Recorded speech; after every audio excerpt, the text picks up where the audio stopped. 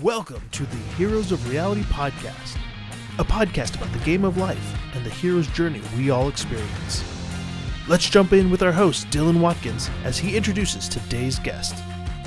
Welcome, young adventurers. Dylan here. And on today's podcast, I interview Logan Stone. He is a film creator. He just created one of his first feature-length films, or he's actually selling his first feature-length film. He's done a whole bunch of work on himself in terms of the personal development, growing, learning, leveling up. He's got a great mind, a beautiful perspective, and we go deep on the areas of just thought processes, his personal development journey, insights. We go and we actually do an exercise inside here, back and forth, which comes out to a process. And it was a great chance to really connect with this guy. So if you're interested in film creation and personal development and leveling up your skills in life and perspectives and a bit of an esoteric talk, I think you'll really enjoy this. So without any further ado, I'd like to present my friend, Logan Stone. What up, Logan? Hey, buddy. How you been? I haven't seen you in a little while. It's been a minute. When was that? When was the last time I saw you? A gathering of noble warriors hanging out together. Yep. Yeah, it was the last undertaking. So what's been new with you, brother, since I've seen you? Let's see. Man, a lot of movie stuff. So there's some things I'm almost nervous to try to go into that because there's a couple things I can't disclose. Mm-hmm. But it's I'm learning a lot about, like, they say that, like, let's say your life is like it's like a table, it's like a dinner table. Mm-hmm. And there's these different seats at the table, right? There's like the career seat, and there's like the love seat, and the finance seat, and the creativity seat, and the travel seat, and all that stuff, right? Mm-hmm. And it's like that seat is occupied by like what's currently there, right? And so, for example, I had to complete something in my career seat that was currently sitting in the career seat. And like, it was a scary thing to be like, hey, I've enjoyed your company so far and time to go. So that something new could come into the seat. And what that looks like right now is like producing movies and TV shows at a much faster speed than was going before, and like really bringing team to it. And I'm noticing the finance seat is shooting up, and the fun seat. So I'm just noticing what's new is this like new learning around like really being like the king of like the round table and being able to say like, all right, I'm done with your company. Thank you so much for that company, and like it's time for something new to come in. And the courage it takes sometimes to like be willing to let go of a good thing for a great thing to come in. There's a lot there. You're talking about like identity shifting and letting go of like who we are in a lot of ways and shapes and forms of, that is the scariest thing when something works, but there's a better opportunity. But if you let go of that thing, you can't get that back. But you can't, as they say, steal second base while your foot's on first. You can't do it at the same time. Now, when you're talking about king of the round table, are you saying that you used to be the king of the round table and now you're open to new? Or are you saying now that you have a new team and new things, you now have to operate more as a leader, and which means you have to have more quote unquote kingly duties? I'm saying we're all kings, Mm-hmm. because we're the ones who say you may sit at that seat. Please sit, right? And it's a certainly there's being king in terms of like leading teams, and what I'm finding, you said something there about like, it's something could work, right? And it's like technically it could work, right? Like technically the function could be performed, you could be going through the motions, but does it actually work for you not to like have the full expression of that thing there? Maybe it does work, right? What I'm learning is that what I thought worked actually didn't work. It didn't actually work based on what I was actually committed to. And so inside of that awareness, it's like, oh damn, okay, I get that it actually doesn't work. So, But the only way that you know that, so the challenge is that we're in these perspectives, right? You know, from the perspective of the old self, you're like, okay, this works. But then you try something new and you're like, oh, wait, no, no.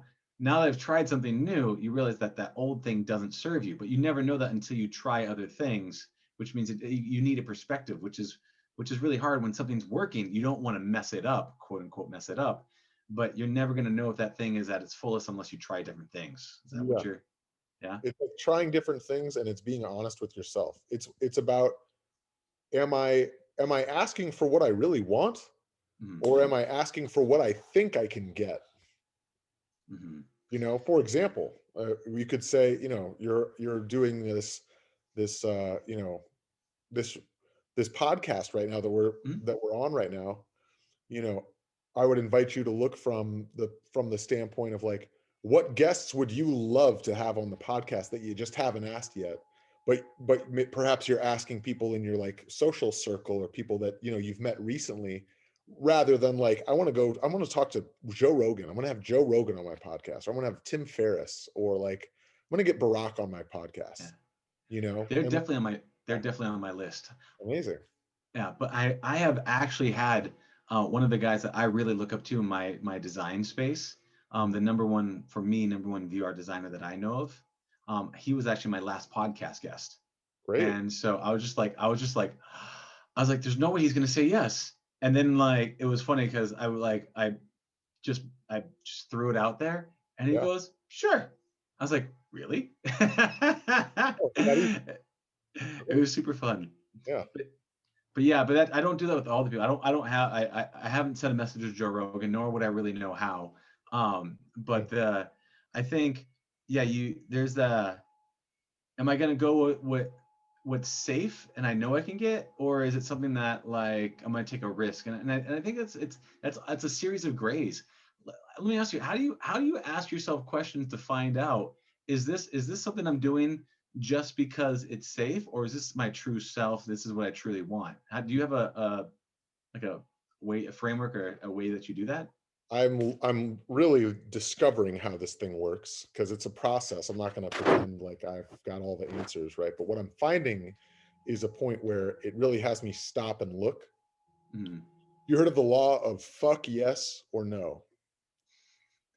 Refresh my memory on this one. Sure. So the law of fuck yes or no is like, there's an opportunity that comes to your plate, right? Uh-huh. And if you're not a fuck yes about it, then it's just a no. You're automatically, it's a no, right? Um, So like, if it's what I really want, right? If it's what I really want versus what I think I can get, what I think I can get, I'm usually not a fuck yes about what I think I can get. It's usually, there's kind of like a conservative, like what's the term? It's like I've conceded my actual desire. I'm settling a little bit if it's something I think I can get, right? Versus like, if it's something I really want, I'm already a fuck yes about it. And the distinction that I'm learning more and more is that there's one way to do it, which is like from the head. I can go from my brain where it's like, well, yeah, on paper it makes sense. Fuck yeah, it checks all the boxes, right? Have you ever been in a relationship where like it checks all the boxes? You know, like anybody who's listening, you know, he or she, you're checking all the boxes, like exactly what I want in a partner. However, when I'm with them, it's just like there's just that chemistry that's just not present, and it's okay that it's not present, right? But like that's what I'm learning, is that it's the distinction is like actually what lights me up like in the moment, you know, and it's not, doesn't come from a head place. It comes from like a body sensation, like, you know, when you're excited about something, you know. And so it's just tuning in with that part, you know. Yeah, being conscious of how you feel about things, and the driving energy and what works for you. That the only reason why I have I've tuned into that is it's the only way I've been able to really do what I do as an entrepreneur is when I first had the food truck, my business was absolutely struggling. I didn't have an identity. I didn't know what I was doing. And then I came across a book. My mind was blown, and I was like, fuck yes, that's Yeah. it. And then I shifted gears, turned around that business, and it went from being it went from being failing to actually be thriving, and we did well with it. Same thing with VR. I put the VR headset on. I was like, yes. I was like, Yeah. that's where we're going. Yeah. And Right. so I've tried to be in tune with that, just because that my logic is just simply is, if I feel this passionate about a thing, then chances are that other people feel the same way. I might be wrong, but that's very helpful. But sometimes you do lose that, because like you get scared of like terrifying business decisions, or telling a client that pays you well, but you don't really enjoy that they got to go away, right? Like, or that type of stuff, because there's that the Yeah. risk, the risk and the fear of losing something is something that's so powerful that it causes all to kind of dim our light, which is Mhm. a terrible thing. Have you had, in terms of like, can you talk to me about like, has there been situations in the film career or other places where like there was like, you had to make a risky decision? I don't want to hit anything that's like super recent that you can't talk about. Sure. But is there something that's like hit you where you felt like you're like, oh, I don't know if I should, my heart's not really into this, and then you do it or you don't do it, and the lessons learned from that? Yeah. I would say the biggest lesson that I've learned is like, you just spoke to the idea of like being terrified by something. Like you can be really excited about it, and like if it's a scary thing, um, like while we're following this fuck yes or no kind of principle, like the thing that I'm learning more and more is that even if I'm terrified of it, it can still be a fuck yes. And it's like if I'm terrified of it, usually it is a fuck yes. And like all the more reason why I need to go into that thing. So when you talk about it in a framework of like taking on a film project, it's like, you know, I'll say every time to date, the most exciting thing was, actually last October, I sold my first movie that I made. And we had a call this Monday Nice. about the marketing plan for it, and we're going to do this big PR stunt. I'm so fucking excited about that. And and what I learned was in the moment, I was kind of on the fence, like, do we do the movie? Do we not do the movie? I was 26 at the time. I'm like, I don't know how to, like, I don't have money to put behind a movie. This seems like a astronomical thing. I've never made a full length film. And so it was so terrifying for me, but the process of doing it, right? Like putting myself in the future fulfilled, like standing there, the movie's done, like what's the state in my body? And it was like I could die and my life was complete. I had climbed the mountain, I had seen the top of the mountain, I did it, right?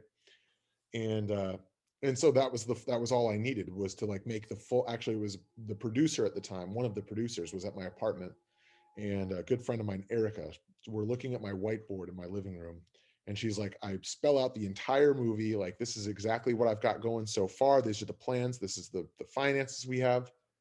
And she's like, okay. And she was real quiet for a minute. She's just kind of like looking at the board, and she says, okay, all right, even if it's just you and I on a bus going to New Mexico to shoot this thing, we're making the movie.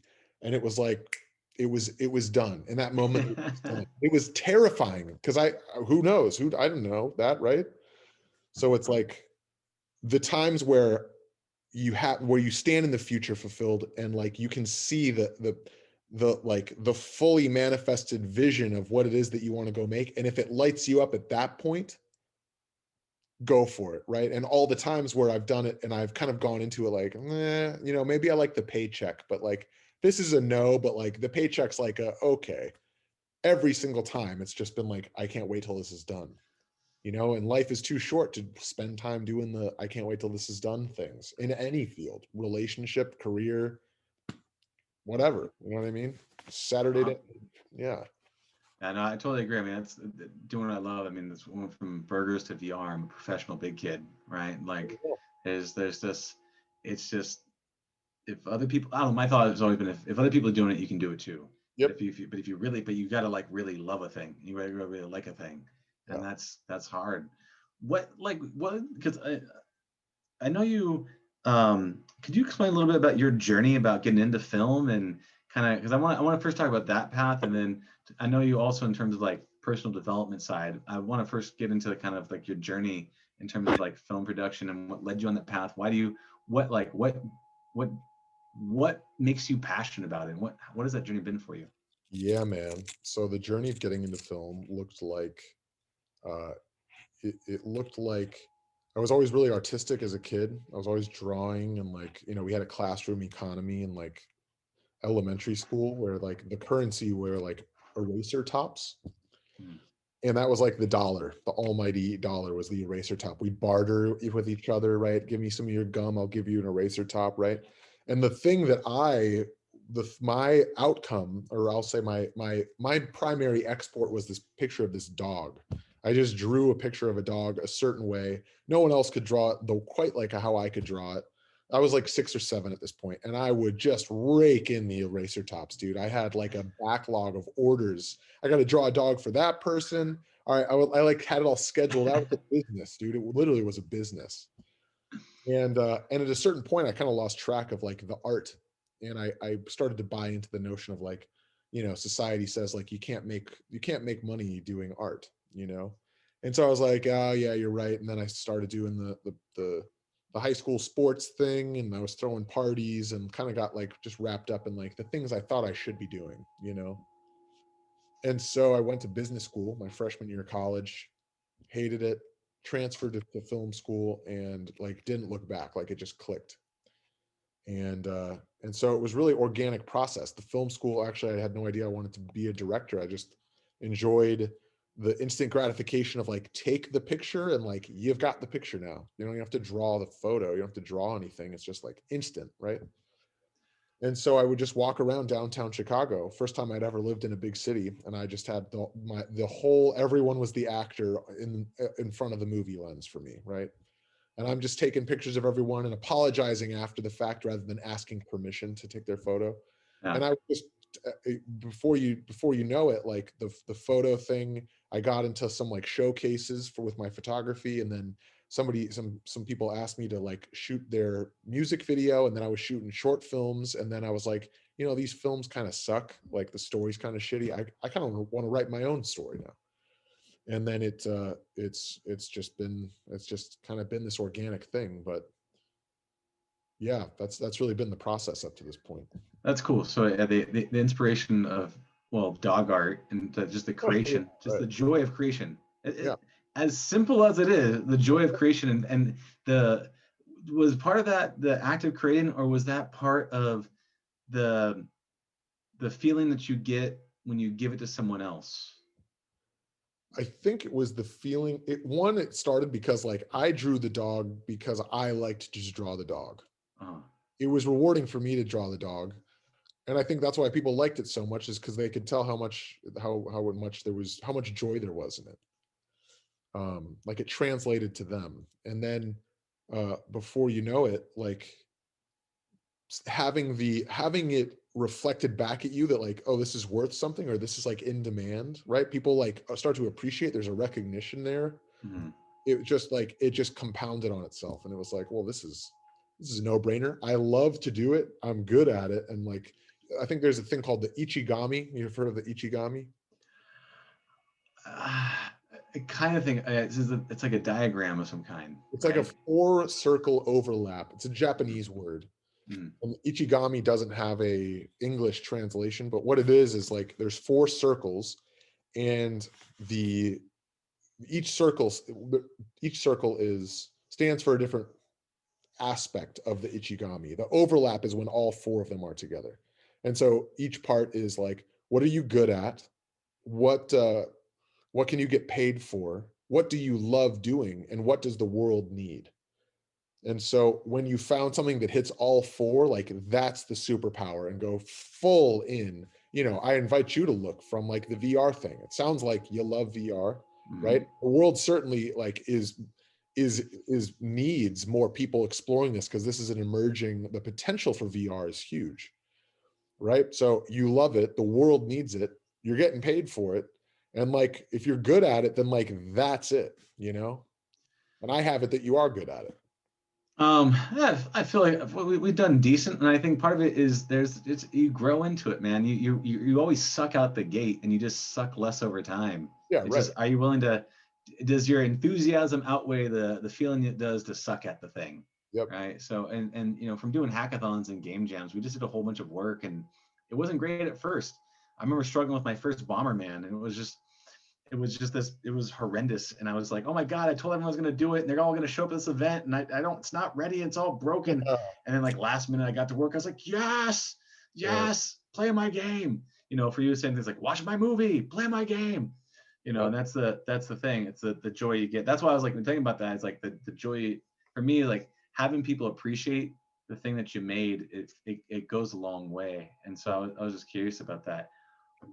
Where along the path, because like, to me, whenever I see you, always got this strong mental mindset, and you've got a lot of when I hear you speak, one of the reasons why I want to have you on chat with you was that you always have a really interesting perspective on things, and you have a interesting frameworks. And so I was just curious about, like, can you talk to me a little bit about your journey of just like personal growth and development, and like kind of what you've been on to that path, and any philosophies you have in that area? Absolutely. Yeah. First of all, I appreciate I got your acknowledgement there, and I'm happy to talk about that. Growing up, I was a super anxious kid, uh and so a lot of my own like personal development path has just been like, necessity is the mother of invention, right? So like, I'm not going to live life this way. I got to figure out how I tick and like I got to rig up some really beautiful scaffolding up here so that I can function and do what I'm supposed to do, and you know, have a life that I love, basically. And so the process of that, it started with I was 22, mm uh, just graduated from college, and I was like, man, like I feel like I kind of did it halfway. I feel like at a certain point, I just was like doing life like there was the life unlived. You know what I mean? And so it seems like it's been such an organic thing. Standing here looking back, it's like this perfect, like the series of events couldn't be more perfect. But where it started was there was this elderly couple in Chicago who were transcendental meditation teachers, and they needed somebody to film a seminar that they were teaching at the Loyola Stritch School of Medicine in Chicago. And so I was like, I'd love to figure it. I'd love to like learn more about this, right? So the more that I started filming these, the more I started getting a taste for like meditation and the whole idea of like, that there's nothing to go. There's no. It's like I'm not my thoughts. And before I know it, like I'm kind of like being taught how to do this TM. Where I went on this retreat with them where they formally taught me how to do the technique. It was a couple weeks long thing. And I just was like meditating all the time. And like life went like exponentially better. Like immediately it was better. And I was like, there's something about this. And then that led into like Tony Robbins was like the mm. next thing, right? Tony Robbins, I went to UPW in Schaumburg, Illinois in like 2015, I think. What Um, got better? Like when you said life got exponentially better, like why? yeah. What got better about life by Um, meditating? what got better was like, there's the analogy of like thoughts are like cars, and like the observer, our consciousness is like the dog, right? And so what I found was, you know, I can relate it to one of the something that I'm currently doing is the team management and leadership program with Landmark, if you're familiar with Landmark. And A little it's bit. it's the same when I talk about like our thoughts are cars, and like our consciousness, our conscious observer is the dog. If you have an untrained dog, your dog's just gonna like follow and chase every car, and it's just gonna just run amok. It's gonna go all over the place. What that looks like from our waking experience, obviously there isn't a physical car there, but what it does look like is it looks like making meaning out of things. Things just happen. Thoughts come about. Someone says something over there. A cute girl across the room smiles, right? Two girls are walking down the street at you and they laugh at each other. They look at you and they laugh to each other, and then they don't look at you, right? Now the mind can go, okay, they're making fun of me right now, just a couple of bitches or something, right? And like you keep going. Or the mind can go, oh, they think I'm cute. Okay, interesting. All right. Like, hey, like, you have a conversation or something, right? Either way, though, like the opportunity, really what the opportunity is to be able to choose, like, how are we listening the world, right? Rather than coming from like a reactionary dog, and like just living in our point of view that we have around, um, you know, for example, like everybody, when one of the things that Landmark teaches is this idea of like the point of view, and that we're all trapped by the point of view. Something happened when we were 4 years old, so insignificant and so inconsequential, but we wrapped up, we let's say, for example, I had just finished my latest Lego masterpiece, and I walked over to my mom, and I've got my fucking jumbled Lego creation here, and I'm like, mom, look, she's on the phone and she's making dinner, and she's like, not now, honey, I have to, let me just do this real quick, I'll come take a look in a minute. Deflated Logan, who has such a small sample size of experience and emotional awareness at that moment, I build a whole worldview around this moment that's happened. My point of view that I'm trapped in is that I'm not wanted and the world is rejecting. Right now, I know that not to be true, but at first glance, something happens in, and it has to pass through that filter first, right? So I can either chase the reactionary, I can mobilize myself as I see the world occurring for me, or I can ground myself and be neutral and just observe the car going by and just stand in, okay, I got it. I got what they said. I got it. Mom can't look at my Lego right now. No problem. I got it. The woman is not available for our date this weekend. Has nothing to do with me. You know what I mean? It Yeah. literally has nothing to do with me. It's like, it's being able to just be with life. And that's what I Mm, got out of TM, is that I'm just able to just observe the thought. I'm able to observe the thing that comes in, and it's like removing triggers. It's like pulling triggers out of us. So I can just be with it and be able to choose instead of react to things. So uh how is TM different than typical meditation? Yeah.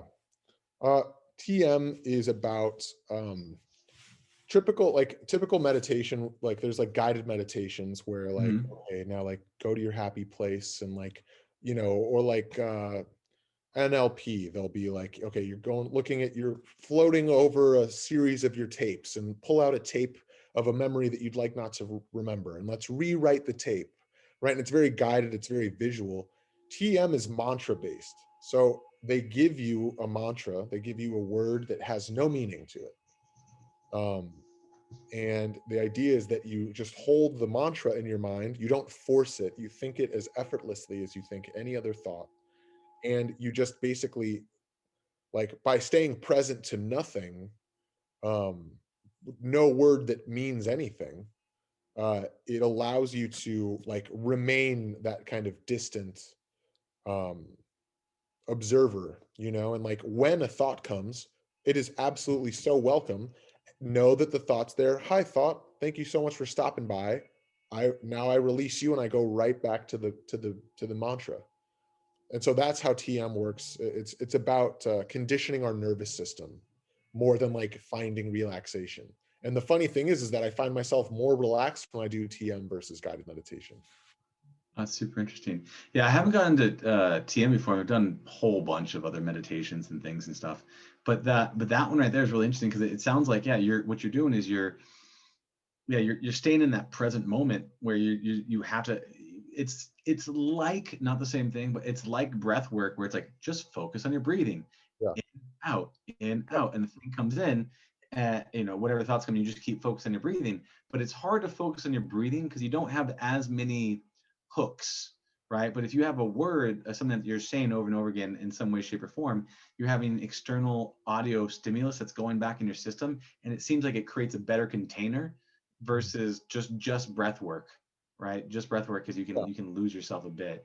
Um, I that's should say also, the mantra isn't something that you actually speak aloud. It's just no. something that you're just present to, like you would think any other thought, you're thinking the mantra as this, you know. Okay. Thank you for clarifying because yeah, I don't have experience with it, but just wrapping my head around why that's so critical. I've heard a bunch of people say TM is awesome, and I just don't have any experience with it, so that's great. Yeah. So then you went from TM, and then you went from that, and you did Landmark, and then you're working on, now you're in that, you're working on the learning how to increase your leadership ability. Is that what's going on? Yeah, it went from TM to like Yeah. Tony Robbins Yeah. to Abraham Hicks to Eckhart Tolle. Like, yeah, I'll be I honest don't with know you. Abraham Hicks. Abraham Hicks is so I don't know who your audience is on this, but I would say it's worth checking out. Mm. Abraham Hicks this is going to be quite the buzzword, but whatever. Um, Abraham is a fifth dimensional entity that is being channeled by a woman named Esther Hicks. And if you can get over the fact that it's a fifth dimension, that they're claiming it to be a fifth dimensional entity or whatever that looks like, uh, if you can get over the fact and you can just be with what she's actually saying, the wisdom that's coming out of her mind, whatever's the wisdom that she's speaking to, huge audiences of people go to see Abraham Hicks. And Abraham Hicks's core principle is that it's interesting, actually. I'll be just totally transparent with you in that I just had a ayahuasca ceremony on Mm. 2 days ago on Saturday. And I saw myself in the throne of like the magician. And I had like my scepter and I had my pharaoh hat, and I'm like sitting here like the creator, the king, right? And I knew that my scepter, my magic staff here, actually is this. I always have it, and it is my ability to speak truth. And so what I realized is that I'm always like casting spells, right? I'm always wielding the magic, and how that looks is it's in every word that I speak, right? So it's like, it's about the opportunity that we have as like, human beings, basically, is that we orient our world based on the word that we give, and how we speak and create the world around us is how it shows up for us. And so, yeah, go ahead. No, man. So it's really interesting on that point, and no, I appreciate you being honest with kind of perspective. Sure. There is a thing where, um, especially with like plant medicine and things like that, when you go through it, you get these truths, and it feels like a deep truth that you get. It's something that you're like, well, what does that mean? And you're like, oh, and then it's that recognition of. I'll talk about two things. One, fifth dimensional entity, definitely want to get to. Two is you kind of segue with a portal to the fifth dimension, or whatever dimensions open up with that plant medicine stuff. Mhm. But you're looking at, with ayahuasca, it's really interesting because you have this thing where it speaks truth to you, and it feels like, it's like, where does that come from? Before, you're talking about how dogs chase there's a car going by, and your mind, you just chase a car, and we're assigning meaning to everything. But at the same time, the world lines up in a weird way for you. A world lined up for me in a weird way, in a way that it feels that it's too manufactured for me, right? And that might be my own ego, that might be my own stuff, but at the What do you same mean time, manufactured? say what? What do you mean by the world is manufactured? What I mean by is that, if I look at my life backwards, right? I looked at all the dots that connected to get here. I go, wow, in order for me to get here, all of these things had to happen. And it feels like I just, like, the universe gave me these opportunities, right? To, oh, go do this, go do that, go experience that. And then looking back, and I'm like, wow, how did that happen? It feels like, when you set, this, when you set out for a mission and you're going to go do a thing, as Joseph Campbell says, is that the universe opens up doors to you when you're fully committed on that level that you would not have gotten unless you're fully Yeah, committed to that level. all in. Yeah. So then, but what's that? That's not just a car driving by and a dog chasing it. That's a, I don't know what you would, with the equivalent being. It's like all of a sudden that car turns into dog food and the dog goes eats it. I don't know. That's a poor Yeah. analogy, but the point being is it the universe just happens and we assign meaning, or is there something beyond, like the fifth dimension and ayahuasca and other things, that actually opens up these opportunities for us to capitalize on Yeah. and be our full selves? That's I a, think the I think so I had this vision where, yeah. like, so consider that, like, there's a bunch of like space, right? space is like, like a TV, one of those old like cathode ray tube Mhm. televisions where like you can see the Boob pixels tube. and everything. Yeah. Yeah. So if there's nothing being displayed on that section of the TV, all the pixels are off, right? If there's a certain shade of yellow, then like the green and the red come on, right? Or the green and the blue, whatever the combo is, but like they come on and then they flicker away and then they come on, but like the pixel is still there, right? So what I saw with this medicine is that like the space around us all the time is just like this raw material. It's just this raw thing right in front of me right here at the tip of my finger. I'll go out here so you can see. At the tip of my finger, about an inch away from my finger, it's just occupied by oxygen, nitrogen, a bunch of gases, right? But like there's like that's a node. That node exists right there. There's billions of nodes an inch away from my finger.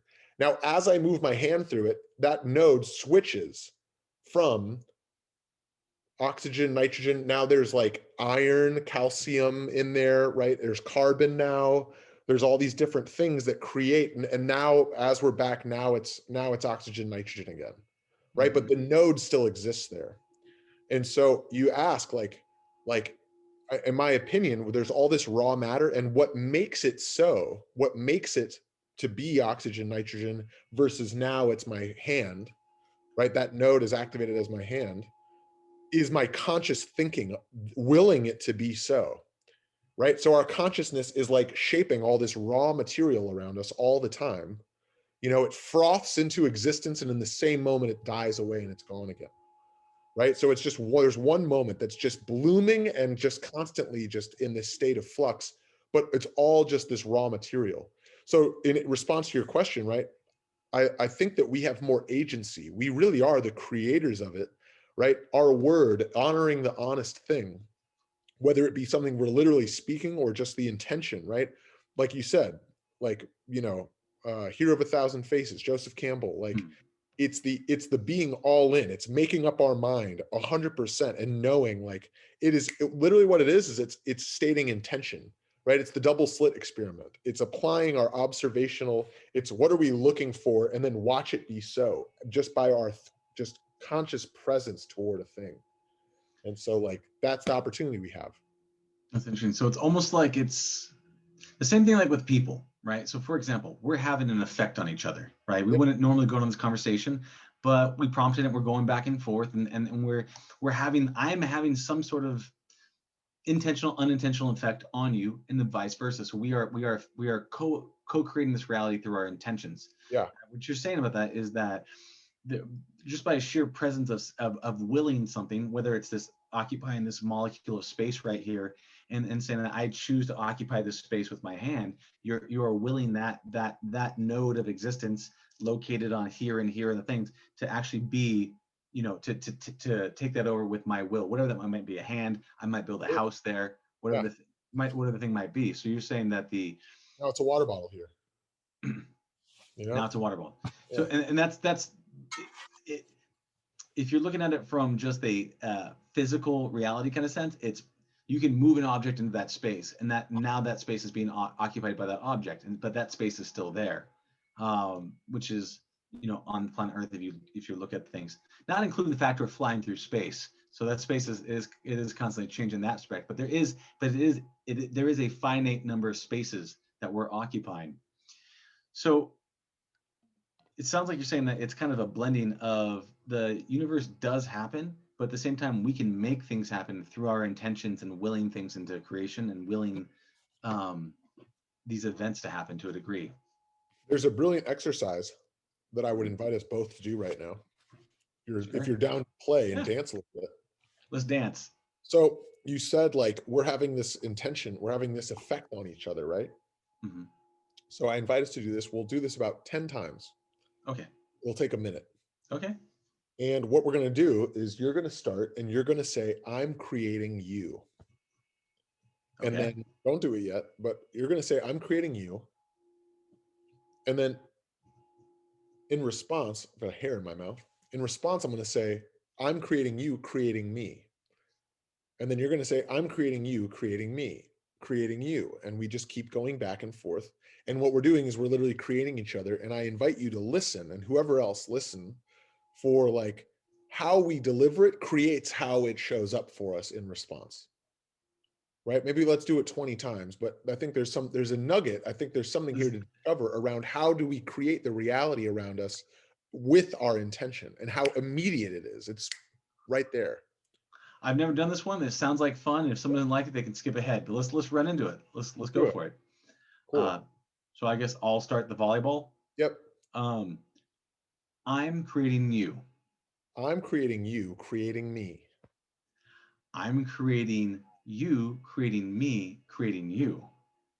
I'm creating you, creating me, creating you. I'm creating you, creating me, creating you, I'm creating creating you. You know, we can cap it. Actually, we'll cap it. We can cap it. I think we should still continue, but we can just go, I'm creating you, creating me. And that'll just be what we say. Okay. Again, the intention is just listen how we deliver it is how it shows. Okay. So we're yelling into a cave, and it's the echo. You are my echo. Just I want you to listen for that. Intentional echoes. Yeah. So I'm creating you, creating me. I'm creating you, creating me, creating you. I'm creating you, creating me. I'm creating you, creating me, creating you. I'm creating you, creating me, creating you, creating me. I'm creating you, creating me, creating you. Yep. There's a more than words, energy gets passed back and forth. Yep. Yeah. It's like it's literally it's like a boomerang. Like I throw it out, and then like the energy of how I put it out there, you know, like it might seem at first glance like, well, of course it would go the way that it just went. Right. But I have no idea how you're gonna deliver it back to me. But I totally am influenced by how you create me. But like it's the constant feedback loop. It's communication. Well, you have that, and yes, and if you look at that, you are affected by your environment, but you also affect your environment. So if you're aware enough, whether you realize that that's a car and you're a dog, you can go pee on a fire hydrant instead, or whatever the thing might be. That you can choose to break the cycle, or you can reinforce the cycle, right? And that's very, very powerful. That the ability to actually affect that. And there is magic in that. And one of the things I've heard, and I've done a number of like working on relationships, because I run a team and we do things and stuff. And one of the things that I know that I messed up in terms of the way I delivered something is, if somebody says to me, it's like, it's not what you said, it's how you said it. Yeah. Right. And you realize that you do have this underlying subconscious that if you don't deal with it, and it's not even always about like them. It's about, it could be a thing like, and I've dived into this before, of like, I had a really bad day, something terrible happened, and then I come in to try to talk to you about something, and I'm just like trying to keep it above water. Someone described it as like holding balloons, where you got like a balloon and you're trying to hold this balloon underwater, and that's one thought, and you're trying to hold this other balloon underwater, and now you got like 15 balloons underwater, and you're like, how's it going? I'm like, I'm doing great. Doing great, right? But that energy, you still like, was that me? Is he not like me? It's inauthentic, right? It's not the honest thing, right? You're trying to survive it. Mm-hmm. You know, because you have that balance, right? You don't want to be a burden to somebody, but at the same time, you don't want to be untrue. Like if someone down the street goes, "Hey, how's your day going?" You're like, "Man, I've had a terrible day. I got to tell you what happened," right? Like, because you want to balance, because we're trying to be respectful of other people, but it might be either respectful or it might be not wanting to show weakness. But there's something to that. You know what I'm saying? It's a balance. I think in either way, it's all still surviving it. You're just surviving it. You're surviving looking weak, or you're surviving being a burden, or like surviving a communication they might say, which is like, whoa, man, I did not want all that. Just like, tell me that everything's fine, and like, let's just get on with the conversation, right? So the opportunity we have is to really look from like, what is my commitment? What is my commitment in the conversation? And like, there's no right or wrong. There's no like, it should be this and it shouldn't be this. Right. But it's just like, what am I actually committed to right now? Am I committed to Yeah. it's like we're always playing games, right? And we always win our games. Actually, we always do win our games, and that game could be, let me just get through the day. Let me just survive this meeting and it'll be okay. Right. And so how we survive the meeting looks like we just completely tune out and we get on our phones, or we hide out in the corner of the meeting or whatever. We don't speak up, or, oh, I can't take, somebody asks a favor of someone to do something and you just refuse, right? You shut up, right? So it's like we won the game, right? My commitment in the moment is to just survive. But what Have if you ever, life is more than just surviving it? yeah. Have you You ever know? been in a role where you're bottling up like some sort of like thing where you want to be truthful, and then Yeah. something comes out and you're truthful, and then like you're like, oh, you get in that mode where you're like, oh, I'm gonna, and someone else says, oh, I'm gonna tell you how I feel. I'm gonna tell you how I feel, and you get that honest momentum where you start to move along a thing, and then you feel free and open because now it's like I'm already here. We're already doing this. So like there's like you get that energy. I don't know if you ever had that situation where you've had it bottled up and then you release it. I think I've had that with an ex-girlfriend one time. I'm trying to remember where I got that from. I'm proud of myself because there's a lot of moments recently I can think about where I've just like said the thing. I just recently broke up with a girlfriend, and just like saying the honest thing, like, this is what I'm available for and this is what I'm not available for right now. And just being okay with, like, maybe she thinks I'm an asshole. You know what I mean? Actually, what I discovered is that by honoring the honest thing, it is actually the most love that I can give to her and myself. Right? Because if what I can show up for her, if that if my limit to how authentic I can be, maybe I just authentically don't love her, right? Like, nothing wrong with her, but just like that just spark isn't there. Then it's like, at least she can make an informed decision based on like how I'm able to show up within that relationship or not. And it's a gift I get to give her, and that she has that information. And at the same time, I'm loving myself because I'm saying, like, I'm willing to let go of it in service of calling in something that's great and not just good.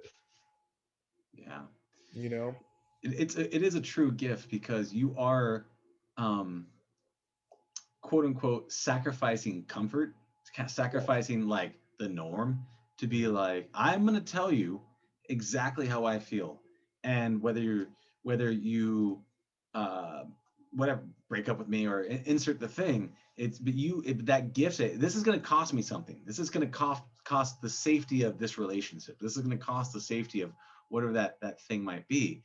Uh, but it is a very interesting frame that to think about it as, I'm going to give you this gift of honesty, even though it may not feel good. Like, let's just say you cheated on the girl. I'm not saying you did or anything like that happened, Sure. but you're like, that is a gift. It's, it's going to be painful, but you're going to give her the gift of truth, which is powerful. Right. What can you talk to me? Just walk me through just the thought process of, you have something in you that you don't feel comfortable sharing. It could be with her or kind of the situation. How do you cross that chasm from Yeah. like, ooh, I don't want to break this, to I'm actually doing it? What gets you to make that leap? Yeah, it's all inside of like, what is my commitment? It literally is a conversation of commitment before ego. And one way ego can look is like, oh, I'm the shit, like, oh, look at me, like, I gotta, whatever, right? Ego also can look like, I just need to protect myself, and we're talking about surviving and fixing things. Hmm. So like, ego can look that way, or my commitment can be like, I personally have a commitment that, like, I experience aliveness, like, I'm alive and I don't like numb myself down to stuff, right? I also have a commitment that, like, I leave the world better than I found it. Is literally, I've written that out, like, I will leave the world better than I found it. Are all your commitments written down?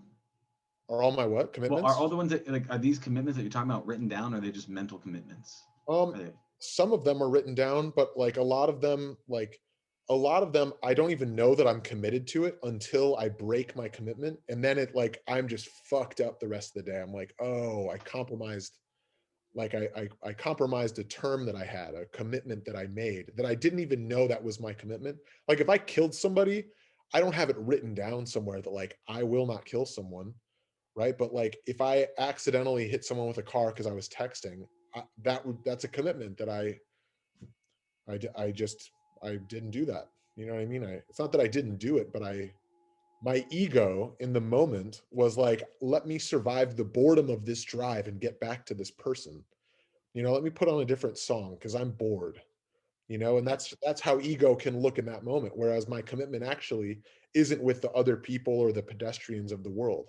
And yeah, it's like, it's not a moral thing. It's not like because that's right or not, but it's like, it's like being able But to look at it from yourself within the context of like the conversation with the girlfriend that you just used. well, that's like, I mean, you're talking about this thing. A lot of this comes to self-love, self-respect, Yeah. self-accountability, and really looking at it from a point of commitments are just promises you make to yourself. And if you constantly commit to yourself and you break those promises, you view yourself as a liar. You Yeah. view yourself as someone that doesn't do it. I was just saying, like, sometimes you forget commitments, right? Because you get pushed in these like push to shove areas. Like, I'm gonna tell this person the truth, but it's gonna hurt their feelings, or I'm gonna I've got to make this decision that I don't know. I'm trying to think of. Sometimes you're not aware of it, and so I'm always curious about that Yeah. moment of decision that you make when how do you first become aware of that decision? And that's why I was like, do you have these things written down? And then how do you act in spite of the feelings of absolute like oh I don't want to do this. I want to do anything but this. You know that Yeah. kind of stuff. So I'm just Interesting. yeah What just came up for me when you were saying that is like, I invite you to look at like from a fly on the wall, yeah right? Like there's a fly on the wall and it's watching Dylan Watkins. That fly on the wall could tell me more authentically about what are you actually committed to than probably you could or I could for a fly watching me right now, right?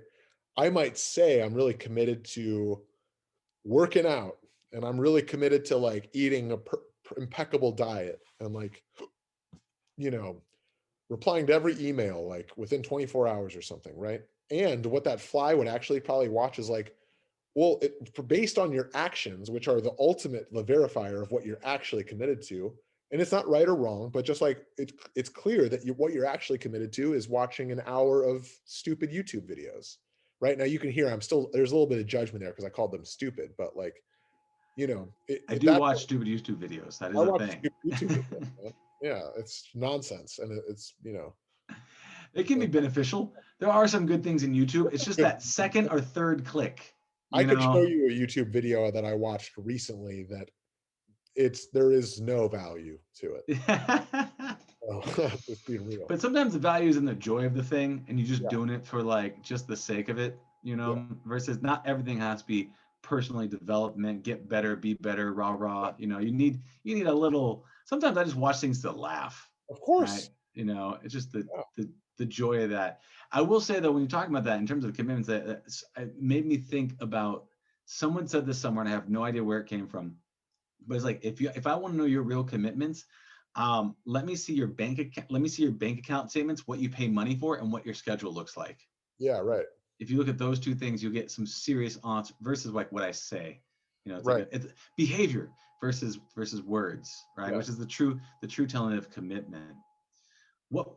Okay, so shifting gears here, if somebody wanted to kind of level up in the area of film and kind of advance into those things, do they know to go to school for that, or what would you Oh, say? What would you say to some a young up and comer that has a passion and likes to draw dogs? I would say keep drawing dogs. I would say you don't need to go to school. The benefit of school is that you're going to know a lot of people from your class that you get to work with, and you'll have some industry connections, so to speak, right? You can help each other, bring each other on set. It's great to have that. Also, if you're the type of person that needs that like constant accountability, like you give your word to a class to I'm going to deliver a short film because it's due, super valuable to do the school thing in that way, right? If you can accomplish it, if you really have a thirst and a hunger to get into filmmaking, then if you don't need that same kind of accountability, I would say save your money and actually go make a movie with your tuition money. And the process of you making the movie will teach you more, the same, if not more, about filmmaking than you would learn from school. And at the end of it, you'll have an asset that you can then go distribute and make your money back on your tuition. And you've got your class, you've got a project, you've got a calling card, and you've got a crew that you get to continue to go work with. That would be my best feedback. Yeah, go and do. Just do it. That's, yeah, I feel similar in making virtual reality projects too. Just go build something, go make something. It could be anything. Okay, that's awesome. With it's so funny, we are talking about like take the tuition money to go build and develop it. Do you what typical mistakes do you see in the space of like people getting started in this in film and film creation? Are there things that you see people kind of waste their time on or get drowned in? The gear chase. I think there's a common thing, and I've certainly fall prey to it as well, which is like you need the latest gear. Like you gotta have, the movie won't be good unless you shoot it on the top of the line shit, And it's like it's just so it's it's not the, like, the ultimate analogy is like it's not the brush, it's the painter holding the brush. You know, you can shoot on an iPhone and with good lighting, like learn how to light rather than like invest in the gear and the latest lenses and that would be my ultimate thing, is like keep it inexpensive. Like this does everything you need it to do, Yeah, and like keep it simple. it's beautiful. Yeah, yeah. Because sometimes, yeah, it's almost like a like a wet blanket. It's like the gear and stuff like that. It's like I need this thing to feel good. And I know when I was first doing podcasts and I was like super nervous, I bought this really expensive like Zoom H6 Tim Ferriss kind of thing. I'm like, oh, this is great. Didn't really use it. It was funny. I had it. I was like, if I buy this expensive thing, that means I'm committed. Right. And then I bought it and didn't really do anything with it. And it wasn't, and I don't even use it anymore. I have it somewhere, but I just, part of it being because of the era we live in, but I just record this and turn this on and get going. But it does seem like that is Yeah. a thing that stops you from getting to what you really want and desire, Yeah. which is experience points. The thing, yeah. Huh. No, go Well, ahead. I was going to say a really tangible cycle I've seen with the gear chase is that you go buy the great gear, but now you're in the hole because you spent the money on the gear. Mhm. And now you got to kind of justify the purchase of the gear, so that now you go work jobs that maybe you're not super excited about, but like you're going to make a return on the gear, right? Or you're going to like make sure that it gets rented out. Now you got to manage the gear being rented out and everything like that. Meanwhile, like if you really got into film, I would invite you to look from the like what actually had you want to get into filmmaking. For 99% of people, it's like, I want to go make a movie. Maybe you want to be around the creation of film, and that's awesome too. And I found that the more that I was putting effort into like making sure that the gear that I bought was paid off, the less time I had to write the movie that I said I wanted to go write. Never So making time for that. yeah. What excites you right now with movies? Like what about like either movies you're making or movies that are coming up? What gets you going? What's the thing that like you get over like just all jazzed about? I'm really excited right now about, so in the process of securing the deal for the movie that I just finished, the process of getting that deal locked up uh really had me, like, I was really committed to it now since we've been talking about commitment, and it had me really get out of my comfort zone and really have to like learn how the business end, like how the business end of film works. And so Mm. now I'm finding a new creativity in structuring the deal, and like how do you get the talent attached, like the process of like building a package of a movie. I already had the skill set of like writing the movie and the how to edit it and how it's all going to come together and like making it look good, but it's a fun, I'm learning the business end now is kind of like a new area. And I'm now getting brought on to like consult on other people, how do I produce their movies in a way that's gonna, have them see a profit, and that it gets made ultimately at the end of the day. That's beautiful. I love the fact that you say you enjoy the process versus like, I need the result. I need 1 million people to watch this thing. And, Yeah. Well, I that's need great not too. say And what? I said, well, that's a great thing too, anyway. Yeah. Yeah, well, you went straight to the process, which I thought was great. That was really that was cool. It was cool to see that you thoroughly enjoy it. And I've seen your work when I saw one of the trailers you cut together. That was really really awesome. I was like, and I know when I shared it with my friend um, um, over at Disney, and Right. he's like someone's got some skills over there. So I thought that was I can definitely speak to that. That's I great. appreciate that. If because we're coming towards the end here, is there any last messages you'd like to share before we can talk about anything you want upcoming, or anything about before we talk about how people can get a hold of you? I would say any last advice I would say is just like, we get one shot at this life thing. And like, it's such a cliche to hear, like, you got, like, make the most, like, carpe diem. Right. And it's like, the way that it hits my ear when I hear that is kind of like, yeah. And like,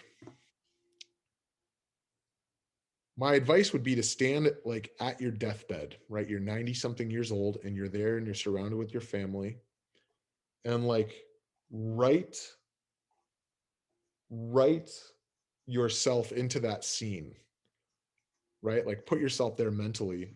And I invite you to just like work backwards. Like, you are so elated and so satisfied with the journey that you went on. You're like crying tears of joy because you're just like, man, did I get to live, boy, did I, like, what a life that just was, like, what a ride, right? And then I invite you to look from like, what happened in the past that had that happen, that created that moment where you're weeping tears of joy with your family and you're just like, I did it. Like, I left the imprint I wanted to leave, and I like had the fun that I wanted to have, and I took the trip, and I made the movie, and I opened the store, and I had the family, and whatever. Just like, stand in that moment and like, what did you have to have done to have that moment take place? And I think there's going to be a lot of clarity. Like, relate to it like it's already a done deal, rather than standing here and saying, what do I need to do now to go have it? Like, relate to it like it's a done deal, and just listen for the change. There is like a distinction there, and I think it's anything can, like, we never know what is going to come in store for us tomorrow. It could be the thing that cracks everything open, and like, we're, I guess, in light of how this whole conversation's gone, it's, what I'm saying is just like, your life is what you ultimately make of your life. And so my invitation is to put some intention into like create it, relate to it like you are the one writing your life script. You know what I mean? And how good are you willing to let yourself have it? And that's Yeah. what I And the greatest movies that I've seen, they start with the ending in mind and they work backwards to the beginning. Yeah, Right. right. Yeah. And I think it's powerful. And it made me think about it too. Remind me of some things I was thinking about on starting from the deathbed, working backwards as if it happened. That's powerful. Yeah, it did happen. It already happened. Love it. Love it. Yeah. All right, Logan. So if people want to get a hold of you, find out more of the things you're doing, how do they reach out to you?